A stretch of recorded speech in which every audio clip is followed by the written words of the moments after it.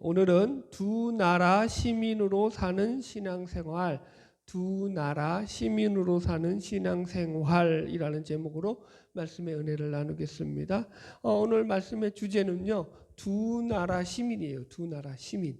그래서 구체적으로 말하자면 우리 예수를 믿는 우리 신자들은 하나님 나라에 속한 하나님의 시민이고 하나님의 백성인 동시에 이 땅 대한민국이죠. 이 세상에 속한 이 땅 대한민국에서 살아가고 있는 대한민국이라는 나라의 시민으로 살아가고 있습니다. 그래서 주제가 좀 어렵게 들릴 수 있지만 사실은 이 두 나라 시민에 관한 주제가 매우 중요한 주제입니다.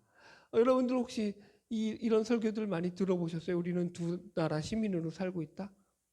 안 들어보셨죠? 저도 안 들어봤어요. 그게 문제인 거죠.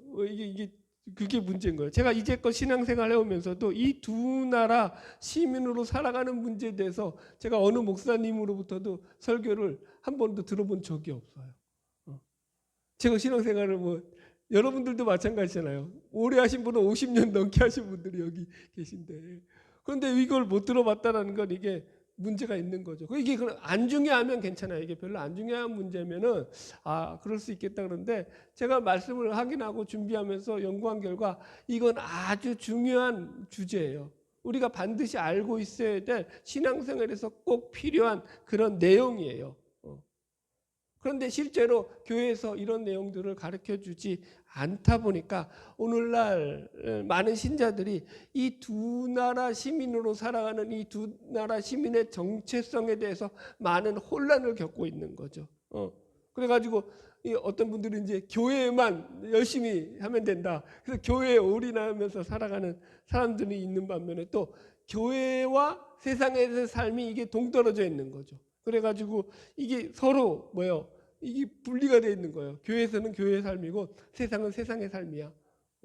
그래서 이게 잘못된 이원론으로도 갈 수 있거든요. 여러분들. 그러니까 우리가 말씀을 잘 배워야 되는 거죠. 바라기는 오늘 말씀을 통해서 두 나라 시민으로 올바른 신앙생활을 영위해 나가는 그런 축복이 있기를 주의 이름으로 축원합니다. 먼저 이제 본문의 풀이 과정을 전체적으로 설명하고 더 깊은 내용으로 들어갈게요. 자, 오늘 본문 말씀은 이 바리새인들이 예수님을 시험하고자 예수님께 나와서 가이사에게 세를 바치는 것이 가하니까 불가하니까라고 하는 이상한 질문을 하게 되고, 여기에 대해서 예수님께서 가이사의 것은 가이사에게, 하나님의 것은 하나님에게 바쳐라라는 말씀으로 아주 심플하게 대답을 하시죠. 이게 이제 내용이에요. 전체 내용이에요. 그렇게 어렵지 않아요. 이 말씀을 이제 배경적인 것들을 이제 좀 설명을 드리려고 하는데요. 본문의 이 말씀은요, 이 사건의 그 출발점이 예수님께서 이제 예루살렘으로 입성하고 난 뒤에, 그죠? 그리고 나서 셋째 날 되는 화요일에 일어난 사건이에요, 이게. 그래서 이 고난주간 특세할 때도 많이 하잖아요. 그래서 이 화요일은 변론의 날이라고도 말하거든요. 예수님께서 그래서 많은 이런 이제 바리새인들과 이 율법주의자들과 변론을 하시는 그런 내용들이 나오는 거예요. 이제 우리가 그 내용들을 이제 앞으로 계속 다루게 될 거예요. 그래서 이 날은요, 앞에서도 우리가 잠깐 말씀을 나눴듯이 이전에도 나눴던 것처럼 예수님께서 성전을 정화하시는 사건이 일어나고 난 뒤에, 그죠? 그러니까 심사가 뒤틀린 이 종교 지도자들이 예수님께 나와서 네가 무슨 권위로 이런 일을 하느냐라고 예수님께 따져 묻잖아요. 그때부터 이제 이 사건의 발단이 시작되는 거죠. 그리고 나가지고 예수님이 그 권위에 대한 이야기로서 두 아들 비유라든가 악한 포도원, 그죠? 소작농들에 대한 비유 같은 것들, 이런 비유들을 하시니까 이 종교 지도자들이 기분이 나빠진 거죠. 더 나빠진 거죠. 왜냐하면 그 소리가 전부 다 자기들을 가리켜서 하는 말인지 이들도 알거든요. 귀가 있으니까 들릴 거 아니에요. 여기 마태복음 21장 45절 보세요. 같이 읽어볼까요? 마태복음 21장 45절 시작. 대제사장들과 바리새인들이 예수의 비유를 듣고 자기들을 가리켜 말씀하심인 줄 알고 잡고자 하나 무리를 무서워하니 이는 그들이 예수를 선지자로 알미였더라. 그죠? 그러니까 이때부터 이제 벌써 심사가 뒤틀린 거예요. 예수님에 대해서 아주 그냥 반감을 가지고 있는 거죠. 근데 잡을 수는 없고, 왜? 사람들이 무서우니까. 그래가지고 있는 터에 또 22장에 보니까 예수님께서 또 한 가지 비유를 하는 게 혼인잔치 비유. 그죠? 우리 지난주에 살폈죠. 임금의 아들의 혼인잔치 비유를 들면서 한마디로 이런 거예요. 니들은 이 혼인잔치에 못 들어온다. 거절 너 그러니까 이게 좀 그러니까 더 화가 나는 거죠. 이런 이야기를 들으면서 그러면서 결국 이 유대의 종교 지도자들이 예수님을 잡기로 작정을 하는 거죠, 마음에. 그리고서 이제 예수님을 잡고자 하는 그 본격적인 시비를 거는 첫 번째 사건이 오늘 본문의 내용입니다. 자, 이제 말씀을 읽으면서 구체적으로 내용을 들어가 볼게요. 마태복음 22장 15절 같이 읽읍시다. 시작. 이에 바리새인들이 가서 어떻게 하면 예수를 말의 올무에 걸리게 할까 상의하고. 예, 이제 여기들이 분명 여기 보면은 저들의 목적이 분명히 나타나고 있죠. 이 바리새인들이 가서 어떻게 하면 예수를 말의 올무에 걸리게 할까 상의를 했다는 거예요. 그러니까 작전을 짜고 나왔다는 거죠. 무슨 작전이에요? 말의 올무로 예수님을 걸려 넘어뜨릴 작전. 그래서 이제 이 올무라는 건 그거죠. 여러분들 그 덫이잖아요, 덫. 그러니까 철사로 만든 둥근 덫을 갖다가 이 짐승들이 가는 길목에다 놔가지고 거기를 밟으면 그 철사가 확 당겨지면서 그죠? 그 딱 올가미로 탁 낚아채는 거. 그게 올감이잖아요. 한국 영화에서도 올감이라는 영화가 있었던 것 같은데. 안 봐서 몰라요. 뭔 얘기인지. 그러니까 그게 올감이에요. 그걸 덫이거든요. 덫. 근데 그걸 뭘로 놓는다고요? 말로 놓는다고요. 말. 근데 이 말이라는 게 그 원어가 로고스거든요. 로고스. 로고스로 말로 이제 그러니까 예수님을 잡으려고 하는 거예요. 근데 이게 재밌는 게 여러분들 보세요. 이 요한복음 1장에 보면은 예수님은 이 땅 가운데 오실 때 뭘로 오신 분이냐면은 말씀이 육신이 되어 오신 분이다 이렇게 소개하거든요. 그죠? 그러니까 예수님 자체가 말씀이라는 거예요. 그죠? 하나님을 여러분들 보세요. 재밌는 것은 창세기 보면 하나님이 이 천지 자연 우주 만물을 뭘로 만드셨다고 해요? 말씀으로. 그죠? 태초에. 그죠? 하나님이 천지를 창조하시니라 하면서 그 다음에 뭐가 나와요? 하나님이 이르시되, 다른 말로 하면 하나님이 말씀하시되 빛이 있으라 하시니 빛이 있었고 빛이 하나님이 보시기에 좋았더라. 이렇게 나오잖아요. 그죠? 그러니까 말씀으로 창조하셨어요. 그러니까 무슨 말이냐면은 하나님이신 예수님은 이 말씀의 주인이라는 거예요. 그죠? 말로 하나님을 이길 인간이 있다 없다? 없다. 근데 얘네들은 지금 모르잖아요. 그러니까 지금 말로 예수님을 이겨 먹으려고 지금 이제 작전을 아주 잘 짠 거예요. 그런데 우리가 이제 본문을 읽어보면 알겠지만 작전은 아주 인간적인 작전은 잘 짰어요. 근데 이제 그게 예수님이었다는 게, 그 상대가 예수님이었다는 게 문제죠. 여튼 여러분, 그래서 우리가 말을 잘하고 살아야 되는 거예요. 말은요, 여러분들 죽이는 용도로도 사용하고요, 살리는 용도로도 사용을 해요. 우리가 말을 어떻게 하느냐에 따라서 생명을 살릴 수도 있고 죽일 수도 있고요. 그죠? 우리가 하나님의 형상을 닮았다는 가장 큰 특징 중에 하나가 우리가 말을 하고 사는 존재가 되었다는 거죠. 그죠? 말만큼 정확한 게 없어요. 그죠? 그래서 말은 정확해요, 여러분들. 그러니까 말을 이쁘게 잘하시기를 바랍니다. 아멘. 여러분 그냥 여러분 좋게 말해주세요. 그러니까 복음적 언어를 쓰라고 하잖아요. 복음적 언어. 그러니까 기쁘게 서로를 행복하고 서로를 격려하고 응원하는 그런 말을 하는, 생명을 살리는 말을 하는 저와 여러분 되기를 주의 이름으로 축복합니다. 자, 16절 계속 읽겠습니다. 시작. 자기 제자들을 헤롯 당원들과 함께 예수께 보내어 말하되 선생님이여 우리가 아노니 당신은 참되고 진리로 하나님의 도를 가르치시며 아무도 꺼리는 일이 없으시니 이는 사람을 외모로 보지 아니하니 심이니이다. 아주 작전을 잘 짰어요. 첫 번째는 이 사람들이 누구를 데려갔다고 했어요? 헤롯 당원과 함께 예수께 갔다고요. 원래 이 바리새인들은요, 헤롯 당원과 어울리는 족속들이 아니에요. 수리는 두 사이는 이게 쉽게 말하면은 이런 거예요. 우리나라 이제 일제 강점기 시제 때, 그죠? 일본의 앞제비들하고 그 다음에 애국자인 거예요. 독립운동가예요. 둘이 어울릴 수 있어요, 없어요? 없죠. 근데 이 둘이 함께 한패가 돼서 지금 갔다라는 거예요. 재밌죠. 그럼 왜 이 지금 헤롯 당원들을 함께 동원했냐면 이들은요, 한마디로 로마 정부의 관료들이에요. 그러니까 로마의 통치 아래서 로마의 정권으로부터 녹을 먹고 사는 사람들이에요. 그러니까 보세요. 예수님이 만약에 여기 이 질문 가운데서 이들과의 대화 가운데서 반로마 정부와 관련된 그런 이야기를 하게 되면 어떤 일이 발생할까요? 아, 저거 이제 로마 정부에 꼰지르는 거죠. 저거 이거 폭동 주동자야. 저거 소동을 일으킬 저거 반동분자야. 그래서 예수님을 고발해서 로마 정부로부터 예수님을 제거하려는 목적으로 지금 이 헤롯 당원들을 같이 대동한 거죠. 그러면서도 뭐라고 있어요? 지금 예수님 앞에서 예수님께 아부하고 있어요. 여기 보세요. 당신은 참되고 진리로 하나님의 도를 가르치시며 아무 일도 꺼리낌이 없으니 이는 사람을 외모로 보지 않습니다. 라고 상당히 위하는 척 하잖아요. 예수님을 높이는 척. 이거 속이는 거죠. 마귀가 하는 짓이죠. 마귀는 거짓의 아비다. 근데 여기서도 재밌는 게 하나가 있어요. 보세요. 여기서 이 사람들이 여기에 트릭 하나를 넣었는데 아무것도 당신은 꺼리키는 일이 없다라는 트릭을 넣었어요. 말.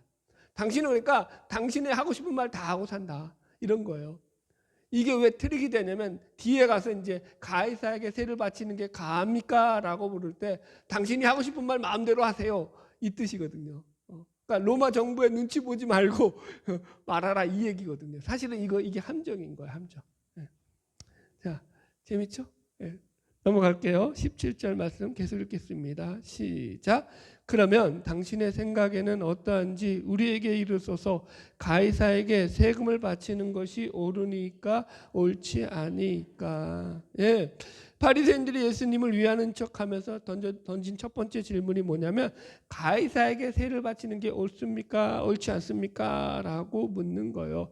만약에 그 당시 여러분들 그 당시에 참 이스라엘 백성들은요 로마의 속국이었잖아요. 그래서 당연히 이 로마의 속국으로서 로마에게 세금을 바쳤다는 거죠. 그 당시 이제 세금은 크게 이들이 바쳤던 세금이 세 종류가 있어요. 로마의 세금이 첫 번째가 이제 토지세예요. 그래서 토지 곡물의 수확의 10분의 1을 바쳐야 되고요. 두 번째는요 소득세예요. 어떤 수입을 받으면 그 수입의 100분의 1을 바쳐야 되는 거예요. 우리나라도 마찬가지잖아요. 모든 나라가 세금 떼듯이 그런 세금을 뗀 거예요. 마지막은 이제 인두세라는 거예요. 세 번째. 이걸 우리나라 요즘은 우리는 주민세라고 하죠. 주민세, 국민세, 주민으로서 내는 인두세. 그런데 이 인두세는요, 이게 로마 황제의 얼굴이 그 동전에 그려져 있어요. 그래서 인두세를 내라는 것은 그게 이제 곧 로마 황제를 갖다가 신으로 인정하라는 그런 의미와도 같이 되는 거예요. 로마 황제를 인정하는 거죠. 자 보세요. 여기 18절 19절 읽어보세요. 20절까지 시작. 예수께서 그들의 악함을 아시고 이르시되 외식하는 자들아 어찌하여 나를 시험하느냐. 세금 낼 돈을 내게 보이라 하시니 데나리온 하나를 가져왔거늘 예수께서 말씀하시되 이 형상과 이 글이 누구의 것이냐. 이르시되 가이사의 것이니이다. 그죠? 그 얼굴이 그러니까 그 동전의 얼굴에 누구 얼굴이 그려져 있다는 거예요. 그 당시 로마 황제의 얼굴이 그려져 있는 동전이었다는 거예요. 이걸 바쳤다라는 거죠. 여러분들.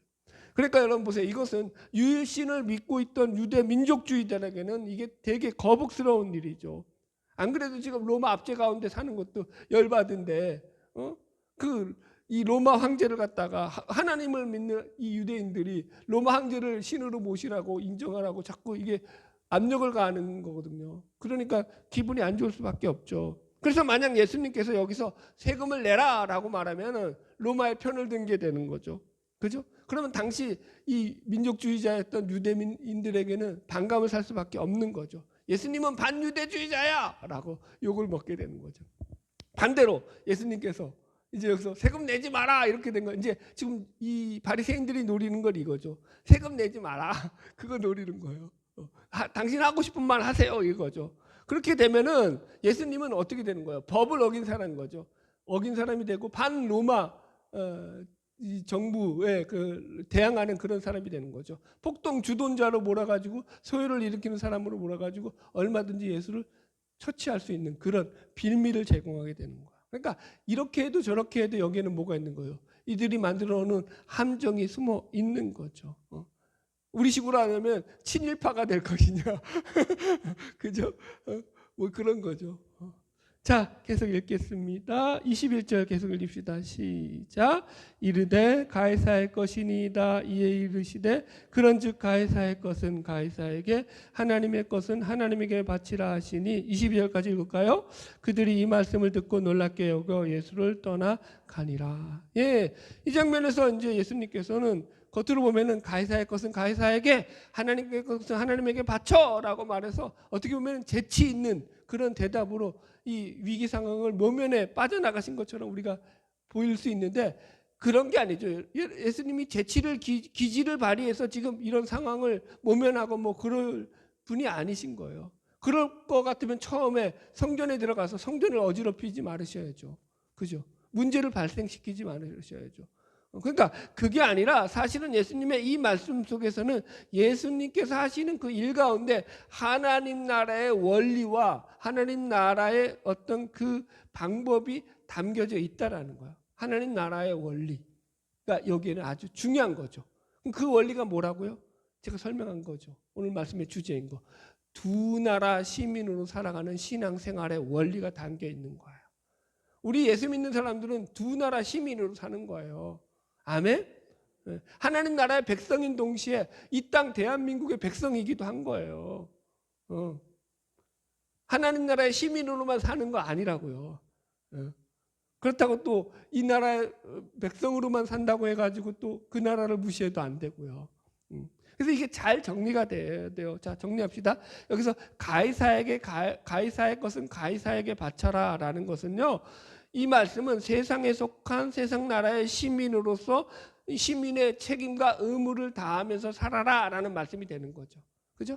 두 번째, 하나님의 것은 하나님에게 바치라. 이 말씀은요, 너희가 뿐만 아니라 하나님 나라에 속한 시민으로서 하나님 나라의 백성답게 삶을 살아야 된다라는 거예요. 그러니까 이게 두 나라 시민으로 살아가는 신앙생활이 있다라는 거예요. 우리 신자의 삶에는. 자, 좀 더 구체적으로 들어갈게요. 두 나라 시민으로서의 정체성의 혼란이 있어요. 우리 안에. 우리는 하나님 나라에 속한 백성인 동시에 세상에 속한 이 땅 대한민국이라는 나라의 국민으로 살아갑니다. 문제는 이 두 나라 사이의 관계라든가 이 두 나라 사이에서 자신의 정체성이 각각 어떻게 작동되고 있는지를 우리가 말씀으로 제대로 배워본 적이 없다라는 거예요. 그죠? 그러다 보니까 자연스럽게 두 나라의 삶을 어떻게 살아내야 되는지를 몰라요. 그러니까 정체성의 혼란이 있죠. 이 혼란으로 인해서 우리가 가장 흔하게 발견할 수 있는 대표적인 유형이 이런 거예요. 교회만 오면은 참 그 사람은 온순하고 순종적이고 좀 뭐랄까요, 괜찮아 보이는 그런 사람들처럼 그렇게 살고 헌신적인 일꾼으로 또 사는 사람들도 있어요. 그런데 직장 생활에서는 시민으로서의 삶에서 보통 일반 사람들의 삶보다도 훨씬 못 미치는 저급하고 모범이 되지 않는 그러한 삶을 살아갈 수 있다는 거죠. 예를 들어볼까요? 하나? 가끔 우리가 뉴스를 보면은요, 성폭력이라든가 공금횡령 같은 아주 파렴치한 그런 사회적으로 큰 지탄을 받는 그런 죄를 지은 그런 뉴스들이 나오죠. 그런데 문제는 그런 죄를 지은 사람들의 이름 가운데 간혹 가다가 목사라든가 교회 목사라든가 교회 장로라는 직분이 나와요. 그러면 안 그래도 욕먹는 교회가 더 욕을 먹는 거죠. 그런 뉴스 보면서 저것들 교회 다니는 것들이 더하면 더해지 막 이러면서. 안 그래요? 여러분들? 자, 이런 예를 하나 들어드릴게요. 우리가 주로 배웠던 말씀이 교회에서 배웠던 말씀이 뭐냐면은 교회와 세상을 구별하라는 거예요. 자꾸. 그래서 거룩한 것, 속된 것을 구별하면서 살 줄 알아야 된다. 그래서 교회는 거룩하고 세상은 속된 것이다. 구별된 삶을 살라는 거죠. 맞는 말일까요? 이제 생각하셔야 돼, 이제부터. 자, 보세요. 제가 예를 드릴게요. 제가 어릴 때부터 제 모교회 목사님, 담임 목사님으로부터 제일 많이 들었던 설교 가운데 하나가 뭐냐면 재단 중심의 삶, 교회 중심의 삶이라는 그런 말씀을 아주 많이 들었어요. 그분의 설교를 제가 그냥 따왔어요. 인용해서. 이렇게 말해요. 교회 생활은 세상의 사업을 하고 돈을 버는 것보다 더 중요한 것입니다. 우리가 돈을 좀 못 벌어도 공부를 좀 못해도 교회 생활을 귀중히 여겨야 하나님의 복을 받을 수 있습니다. 우리 믿음의 선조들은 다 제단을 쌓고 여호와의 이름을 부르면서 하나님을 예배했습니다. 그러니 우리도 하나님의 복을 받으려면 다 교회 중심, 제단 중심의 삶을 살아갈 때 하나님의 복을 받으며 살아갈 수 있습니다. 아멘이죠. 뭐. 맨날 들었던 얘기야. 이 얘기들은 우리 귀에 아주 흔한 얘기야. 우리 거슬리는 말이 하나라도 있었어요? 여기서 여러분들한테? 없었잖아요. 그죠? 그럼 이제 물어야죠. 과연 이게 맞는 말이냐라는 거예요. 맞는 말일까요? 물론 일부분은 맞아요. 그러나 틀린 부분이 훨씬 더 많아요. 여러분, 왜 우리가 자꾸 이런 이해를 가지게 되냐면은 세상은 자꾸 마귀에게 속한 것이라서 여기는 더러운 것이고 속된 것이고 교회는 하나님께 속한 것이어서 거룩한 것이라는 이런 잘못된 이원을 가지고 있기 때문인 거예요. 이건 아주 거의 이단들이 가지는 사상이라고요. 잘못된 생각이에요, 여러분들. 그래서 이런 말을 들으니까 은연중에 우리는 세상은 중요하지 않아 라는 생각을 무의식 중에 갖게 되는 거죠. 이 세상은 나그네 길 맨날 이러면서 이 세상에 대해서 가치를 안 두고 살아가요. 여러분, 하나님의 백성답게 사는 게 교회에서만 사는 삶이 하나님의 백성답게 사는 삶일까요? 여러분, 제가 젊은 시절에 이런 설교를 늘 듣고 살았더니 저는 교회에서 올인하면서 살았어요. 교회 모든 걸 제 청춘을 다 갖다 바쳤어요. 이때 나오는 노래가 있죠. 청춘을 돌려다오. 진짜랄까요? 제가 이제 신학교를 갔잖아요. 그래도 은혜 받은 신학교를 갔잖아. 신학을 하는데 제가 여러분 신학교에 갔으면 신학을 배워야 될 거 아니에요. 공부를 해야 될 거 아니에요. 그때는 그런데 학점만 따는 거야. 그냥 학점만 따고 그냥 대학 생활이 거의 교회에서 그냥 다 교회 회장으로 교회 무슨 일을 맡아가지고 교회 전도사로 하여튼간 교회에서만 다 살았어요. 그냥 학교는 학점만 따라다닌 거예요. 그거 조금 그러니까 저거만 안 되도록. 그러니까 신학 공부를 제대로 했겠어요? 안 했겠어요? 하나도 안 했죠. 하긴 뭘 해요? 몰라. 아무것도 몰랐어요. 그러니까 목회 나와서 엄청나게 고생한 거죠. 배운 것도 없고. 여러분 정말로 세상은 속되고 더러운 곳일까요? 세상은 우리가 그렇게 그냥 멀리하기만 해야 하는 그런 곳일까요? 세상은 죄악으로 가득 차 있으므로 신자들은 세상에서는 가능한 최소한의 활동만 하고 모든 에너지는 교회 안에서만 쏟아야 될까요? 아닙니다. 결코 그렇지 않습니다. 예수님은 분명히 우리 예수를 믿는 신자들을 향해서 예수님의 제자들을 향해서 너희는 세상의 소금이니 너희는 세상의 빛이니 라고 말씀하셨지 너희는 교회의 소금이고 너는 교회의 빛이다 라고 말씀 안 하셨어요. 교회에서만 할 것 같으면 교회에서 빛이고 교회의 소금이라고 하셔야 되잖아요. 아니라고요. 너희는 어디의 빛이라고요? 세상의 빛이고 세상의 소금이라고요. 자, 세상에 대한 잘못된 이해에 대해서 제가 이제 설명을 드리겠습니다. 여러분, 왜 이런 잘못된 이원론을 가지게 되냐면 세상에 대한 정확한 분별을 안 했기 때문에 세상에 대한 성경적인 이해가 부족하기 때문인 거예요. 성경은요, 세상을 크게 세 가지로 얘기해요. 첫 번째가 그냥 자연 그 자체를 가리키는 세상이에요. 하나님이 창조하신 자연 만물, 그게 세상이에요. 그건 악하지도 않고 선하지도 않고 중립적이죠. 그죠? 두 번째는 세상을 살아가고 있는 사람들, 그 사람들을 가리켜서 세상이라고 말해요. 성경에서는요. 그래서 제가 두 구절을 대표적으로 읽어드릴게요. 요한복음 3장 16절. 하나님이 세상을 사랑하사, 세상을 이처럼 사랑하사인가요?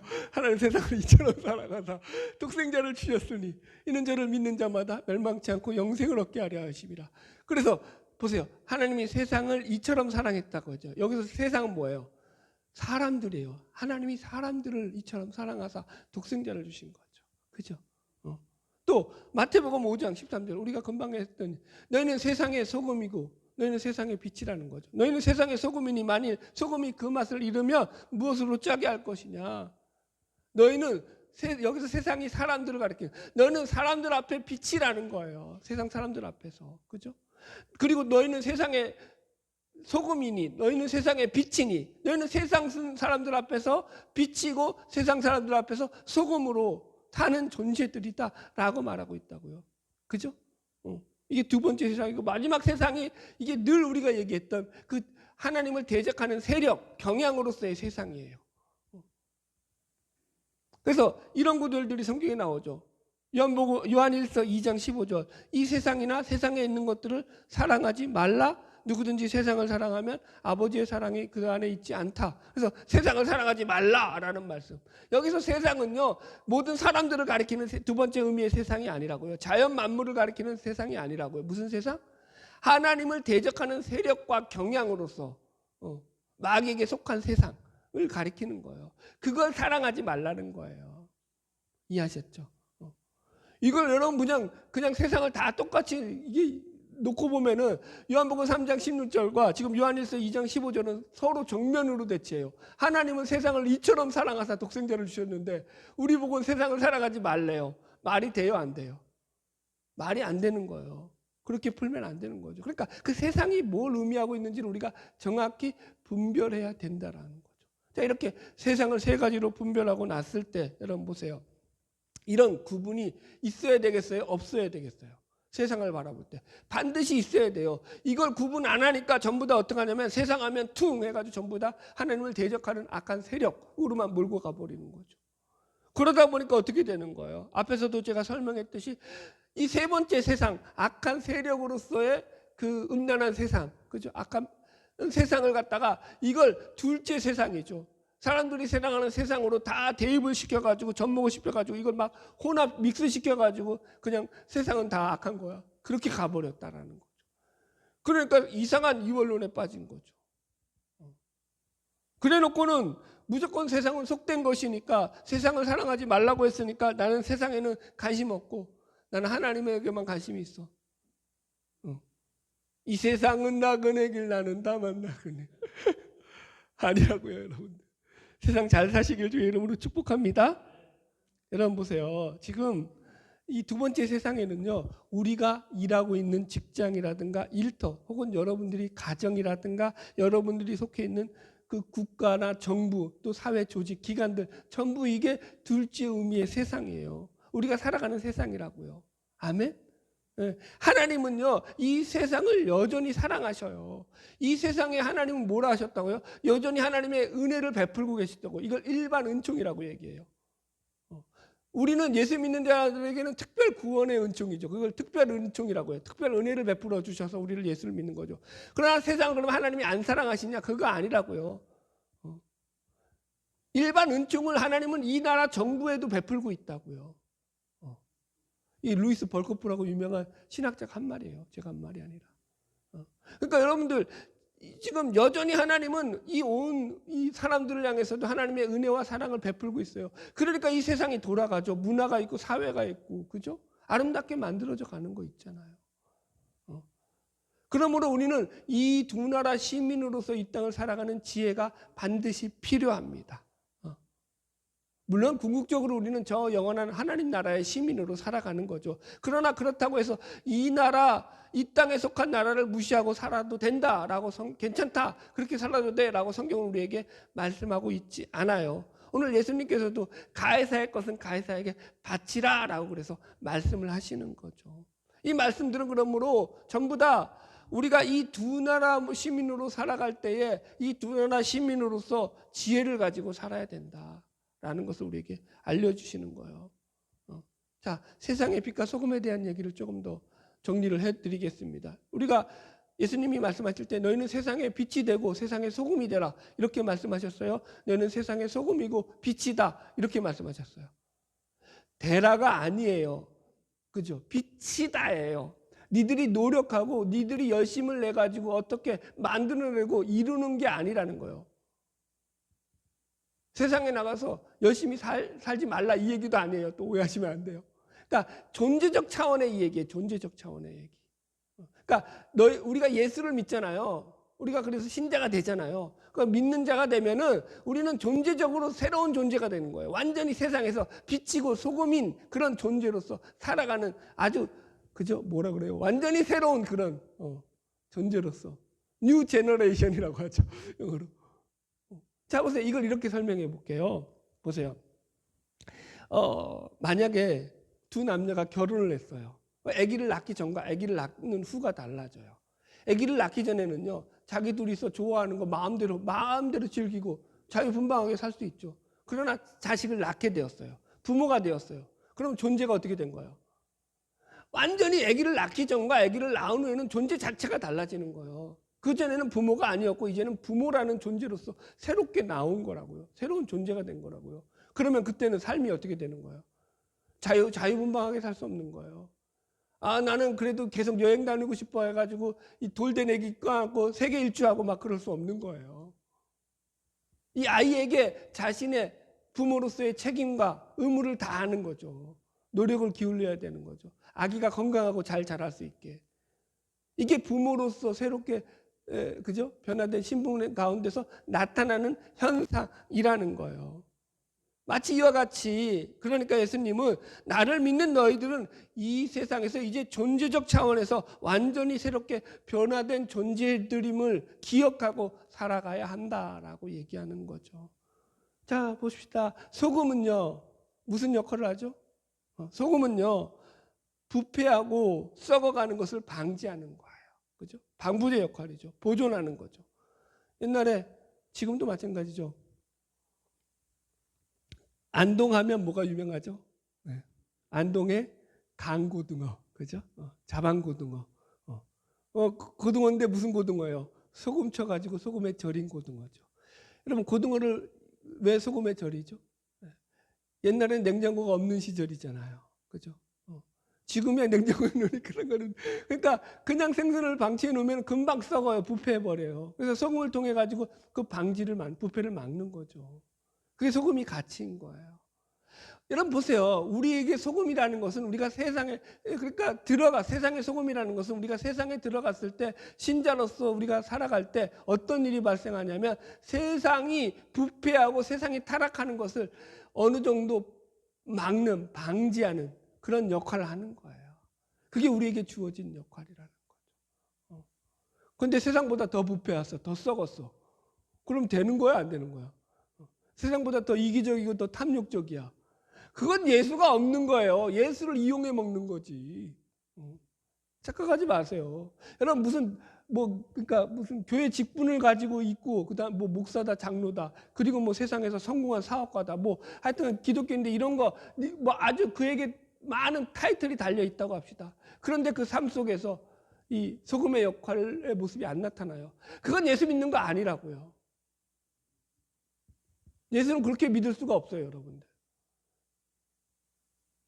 늘 설명하잖아요. 예수는 내가 믿고 싶은 대로 믿는 거다? 아니다. 아니야. 내가 믿고 싶은 대로 믿는 건 자기 믿음이지 예수 믿음이 아니에요. 자, 보세요. 세상의 빛도 마찬가지예요. 예수님께서 세상의 빛으로 오셔서 세상 가운데 들어가서 세상을 비추었듯이 주님을 따르는 우리들도 어두운 세상을 빛으로 비추라라고 말씀하셔요. 빛은 환하게 하는 거잖아요. 밝게 하는 거잖아요. 우리도 그래서 세상을 들어가서 세상에서 우리의 빛을 통해서 세상을 밝히는 역할을 하는 거예요. 그러니까 때로는 우리가 그 빛의 역할을 해야 되기 때문에 그죠? 노출시켜야 되잖아요. 산 위에 있는 동네가 숨기지 못할 것이다. 원어 동네가 폴리스라고 했어요. 도시라고 했어요. 번쩍번쩍 빛나는 거예요. 숨겨질 수 있어요? 없어요? 빛 앞에서. 못 숨겨진다고요. 그러니까 우리의 삶이 노출되어진다고요. 세상에서. 목사님 나는 내성적인데요. 저도 내성적이에요, 여러분들. 여러분 그럴 수 있잖아요. 우리는 나는 아직도 변화되지 못하고 나는 아직도 부족하고 나는 육신적으로 연약해가지고 세상에 믿지 않는 사람들이 볼 때 저 모양새를 하고 예수를 믿는다고? 라고 오히려 조롱거리가 되고 웃음거리가 될까? 우리는 두렵고 떨리죠. 그런데 성경에서 뭐라고 말하고 있다고요? 아니라는 거예요. 여러분 주님이 우리의 연약함을 모르고 너희는 세상의 빛이라고 얘기하시나요? 아니에요. 알고 얘기하신다니까요. 여전히 사고 뭉치고 여전히 고집세고 여전히 자기 중심에서 완전히 벗어나지 못한 그런 어리석은 존재들임을 아심에도 불구하고 그런데 너희들은 세상의 빛이야 라고 하신다고요. 너희들을 통해서만 세상이 밝아질 수 있어. 빛날 수 있어. 이걸 기억하고 살아야 돼 라는 거죠. 여러분. 자, 말씀을 정리하겠습니다. 오늘 두 나라 시민으로 살아가는 신앙생활에 대해서 말씀을 나누었습니다. 세상 나라라고 무조건 적대시하고 배척하는 것은 올바른 신앙이 아니라고 했습니다. 세상이라는 의미를 잘 분별해서 적용해서 살아가는 지혜가 필요하다라고도 말씀드렸습니다. 그리고 예수님께서 우리에게 세상의 소금이고 빛이라고 하신 말씀, 그리고 오늘 본문에서도 가이사의 것은 가이사에게 바치라라고 말씀하셨던 것처럼 우리 신자들의 삶은 이 세상 나라에서도 우리에게 주어진 책임을 잘 감당하면서 살아가야 될 책임과 의무가 있다라는 거예요. 이 세상 나라의 한 명의 시민으로서 이 세상에서 성실과 근면과 정직과 착함으로 이 세상 나라에서 우리에게 주어진 책임과 의무를 잘 지키면서 사는 것 또한 신자된 자들로서 우리가 살아내야 될 중요한 삶의 과제라고요. 세상의 법도 잘 지키시라고요. 교회는요, 거룩한 것이고 세상은 속된 것이라고 하는 잘못된 이원론, 잘못된 세계관을 벗어버리시기 바랍니다. 예수님은요, 너희는 교회의 빛이고 교회의 소금이라고 말씀하지 않으셨다라는 걸 기억하시기 바랍니다. 세상의 소금이고 세상의 빛이라고 말씀하셨습니다. 세상에 나가서 주님의 복음을 전하도록 우리는 세상으로 보냄받은 존재들임을 믿으시기 바랍니다. 우리가 연약하잖아요. 힘이 없잖아요. 그런데 어떻게 그렇게 살라고요? 걱정하지 마. 내가 너와 함께 할 거야. 내가 너를 도울 거야. 내가 너를 붙잡아 줄 거야. 내가 너의 힘이 될 거야. 내가 너의 위로가 될 거야. 내가 너의 지지자가 될 거야. 내가 너의 버팀목이 될 거야. 여러분, 애들이 가끔 큰 소리 칠 때 있잖아요. 애들이요, 큰 소리 칠 때 언제예요? 지 엄마 아빠가 뒤에 있을 때 큰 소리 치죠. 무슨 말인지 이해하시겠죠? 우리 뒤에 누가 계시는 거예요? 하나님이 계신 거예요. 우리를 지켜주시는 거예요. 그러니까 내가 여러분 당당하게 살 수 있는 거예요. 나의 부족함에도 나의 연약함에도.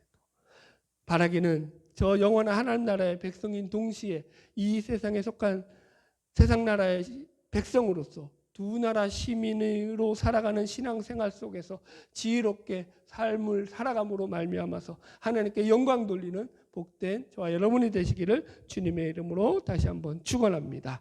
찬양하겠습니다.